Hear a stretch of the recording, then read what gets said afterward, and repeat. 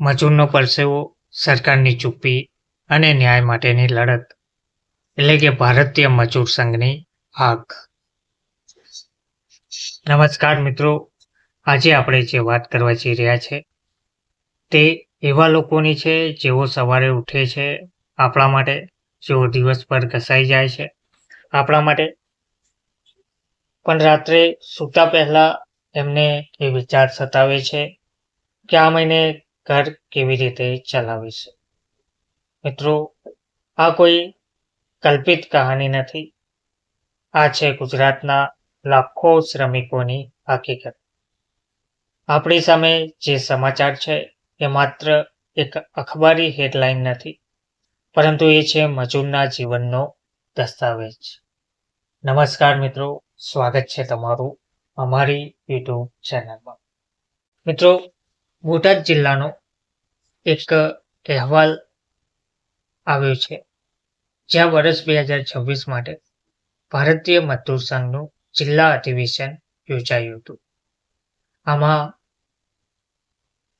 શ્રમિકો, ભારતીય મજદૂર સંઘના શ્રમિકો, આંગણવાડી બહેનો, આશા વર્કર બહેનો, મધ્યાહન ભોજનના કર્મચારીઓ વગેરેના માનદ વેતન અને વિવિધ માગણીઓને લઈને અવાજ ઉઠવા પામ્યો હતો.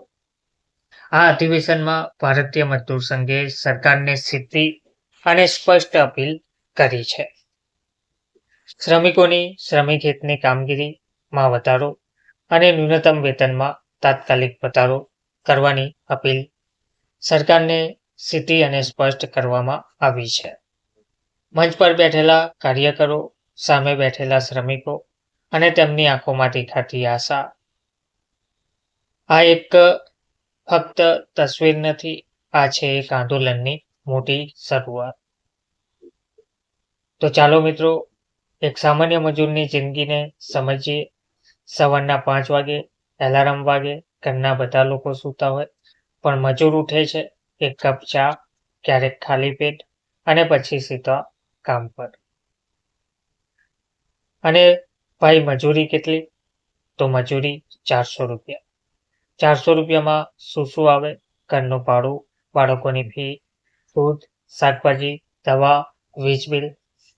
તો મિત્રો, આ ગણિત ક્યારેય પણ બંધ બેસતો નથી.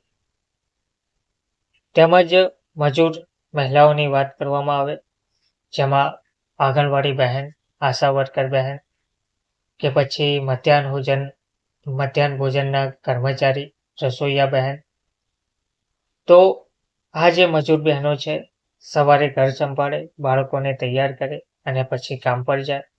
બપોરે તડકામાં, સાંજે થાકેલા પગ સાથે રાત્રે ફરી ઘરકામ. તો આ જે બહેનો છે તે ઘરનું તમામ કામ સંભાળે છે, બાળકોની પણ તૈયાર કરે છે અને પછી ઘરની દરેક જવાબદારી નિભાવ્યા પછી કામ પર જાય છે. બપોરે પણ તડકામાં કામ કરતા હોય છે, સાંજે થાકેલા પગે ઘરે આવે છે અને સાંજે ફરીથી તે જ ઘરનું કામ સંભાળે છે. પરંતુ વેતન કેટલું? પુરુષ કરતા ઓછું. તેમનું કહેવું છે કે અમે તો કામ પણ એક સરખું કરીએ છીએ, પણ પગાર ઓછો કેમ? આ પ્રશ્નનો જવાબ આજ સુધી કોઈ પણ સરકારે આપ્યો નથી. ભારતીય મજદૂર સંઘ કોઈ રાજકીય સંગઠન નથી, એ છે શ્રમિકોની અવાજ બનેલું સંગઠન. બોટાદ જિલ્લા અધિવેશનમાં આ મુદ્દાઓ પર ભાર પણ મૂકવામાં આવ્યો હતો, જેમાં ન્યૂનતમ વેતનમાં વધારો તે સૌથી મુખ્ય માંગ હતી. મોંઘવારી પ્રમાણે પગાર, સામાજિક સુરક્ષા, આરોગ્ય અને અકસ્માત વીમો, મહિલાઓ માટે સમાન વેતન. આ માગણીઓ કોઈ લક્ઝરી નથી, આ છે જીવવાનો અધિકાર. સરકાર સામે એક મોટા પ્રશ્નો. મિત્રો, એક પ્રશ્ન આપણે પણ સૌએ પૂછવો જોઈએ. જ્યારે મોંઘવારી વધે છે ત્યારે મજૂરી કેમ નથી વધતી? પેટ્રોલ વધે છે, પેટ્રોલના ભાવ વધે છે, દૂધના ભાવ વધે છે, શાકભાજીના ભાવ વધે છે, પણ મજૂરનું વેતન કેમ સ્થિર રહે છે? આ ન્યાય છે? આ લોકશાહી છે? અધિવેશનનું મહત્વ શું? તો મિત્રો, તમે જેમ જોઈ શકો છો તેમ ખુલ્લી જગ્યામાં બેઠેલા મજૂરો સામે મંચ પર નેતાઓ અને વચ્ચે સંવાદ ચાલી રહ્યો છે. આ કોઈ રાજકીય રેલી નથી, આ છે હક માટેની સભા. અહીં નારા નથી, અહીં આક્રોશ જોવા મળી રહ્યો છે. ભારતીય મજદૂર સંઘે સ્પષ્ટ જણાવ્યું છે કે જો સરકાર હવે નહીં સાંભળે તો મજૂર શાંત નહીં બેસે. આ સંઘર્ષ રસ્તા પર આવશે, કારણ કે જ્યારે ભૂખ લાગે ત્યારે મજૂર ડરતો નથી. મિત્રો, આ લડત માત્ર મજૂરની નથી, આ લડત છે આપણા સમાજની, આપણા ભવિષ્યની. આજે મજૂર દબાય છે, કાલે કોઈ પણ હોઈ શકે છે. લાંબા ગાળાથી ચાલી આવતી આ તેમની માંગ છે.